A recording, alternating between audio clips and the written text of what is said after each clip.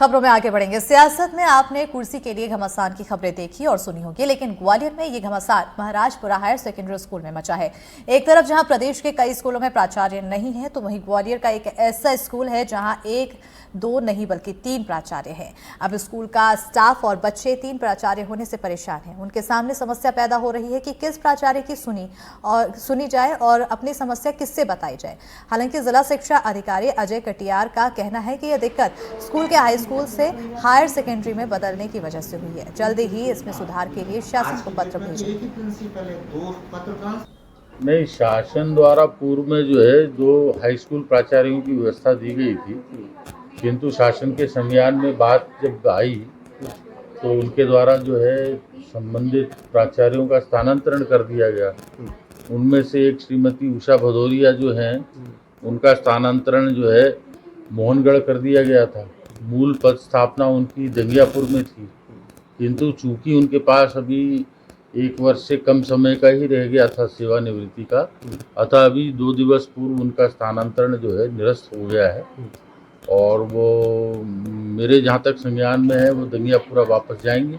वर्तमान में वो परीक्षा करा रही हैं MLB में, और जो अन्य प्राचार्य हैं उनका भी स्थानांतरण मेरे संज्ञान में आया है कि उनका भी स्थानांतरण हो गया है।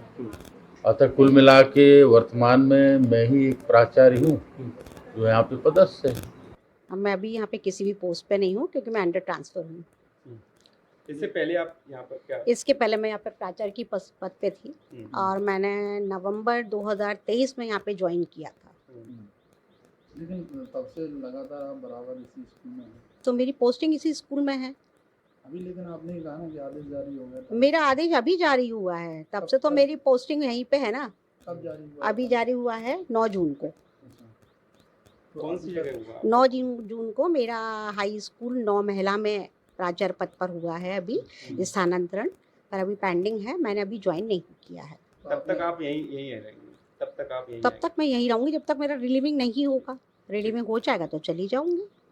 वर्तमान में यहाँ पे केवल 1 प्राचार्य है, और जहाँ तक आप 2 प्राचार्य की बात कर रहे हैं तो मैं यहाँ पे क्लियर रिक्त पद पर ही आई थी।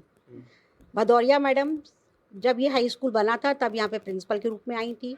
उसके बाद जब ये +2 हो गया तो श्री राजेंद्र शर्मा जी ने प्राचार्य के रूप में पदभार ग्रहण किया, और उनकी सेवानिवृत्ति के पश्चात रिक्त पद पर मैंने यहाँ पे वल्लभ भवन के आदेशानुसार प्राचार्य पद ज्वाइन किया था। देखिए, जो हमारा हायर सेकेंडरी स्कूल महाराजपुरा है उसमें जिन प्रिंसिपलों की आप बात कर रहे हैं उसके संबंध में एक्चुअली क्या था, वो पहले हाई स्कूल था तो वहाँ हाई स्कूल के एक प्रिंसिपल पदस्थ थे। इसके बाद वो उसका उन्नयन होकर के हायर सेकेंडरी में परिवर्तित हो गया, तो वहाँ हायर सेकेंडरी के प्रिंसिपल भी जो है पोस्ट हो गए।